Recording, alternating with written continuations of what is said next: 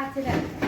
Biz Engelli Dernekler Federasyonu'nun Sevgi Atölyesi'nden projesi kapsamında kültür ve müzik sanat yorumları aktivitemizi buradaki dostlarımıza təqdim etmeye geldik. Bugün biz Azerbaycan yemekleri hazırlayacağız. Ben Azerbaycan ve Türk mətbəxində qədim yemeklerinden olan doğanı hazırlayacağım.